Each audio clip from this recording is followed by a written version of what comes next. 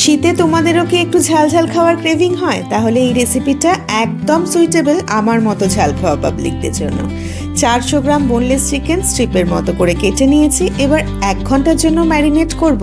তাই অ্যাড করছি 2 চামচ সয়া সস, খানিকটা গোলমরিচ গুঁড়ো, 1/2 চামচ নুন, 1 চামচ কর্নফ্লাওয়ার। ঢেকে রেখে এবার কিছু কাটাকুটি সেরে নেব। আদা খানিকটা নিয়ে একদম ফাইনলি চপ করে নিচ্ছি।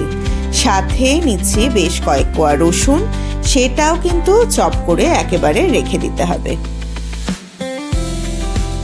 ক্যাপসিকাম, বেল পেপার দুটোই আমি মিডিয়াম স্ট্রিপ করে কেটে নিচ্ছি। এটা যার যার পছন্দ মতো তোমরা কেটে নিতে পারো। পেঁয়াজ পাতা বা রসুন পাতা যেটা হাতের কাছে অ্যাভেলেবেল সেটাই মাঝারি টুকরো করে কুচিয়ে নিলাম।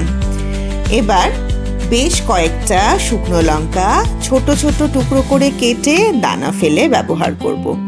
কড়াইতে 2 চামচ সাদা তেল দিচ্ছি, মাংসটা ভাজতে দিলাম। মিডিয়াম ফ্লেমে এটা ভাজতে হবে। ওটা ভাজা হতে থাক, ততক্ষণ সসটা রেডি করি।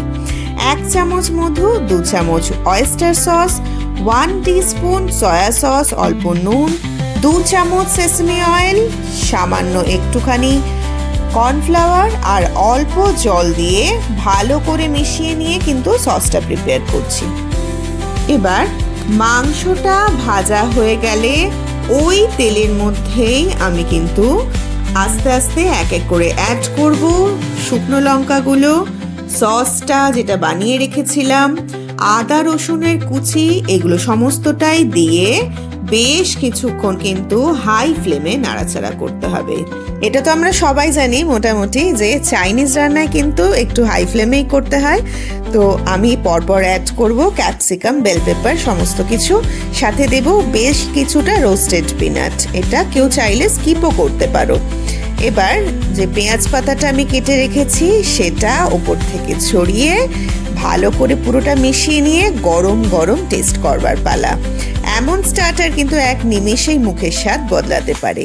ভিডিও ভালো লাগলে ছেড়ে যাওয়ার আগে লাইক, কমেন্ট, শেয়ার করো আর আমার প্রোফাইলটা ফলো করে আমার পাশে থেকো।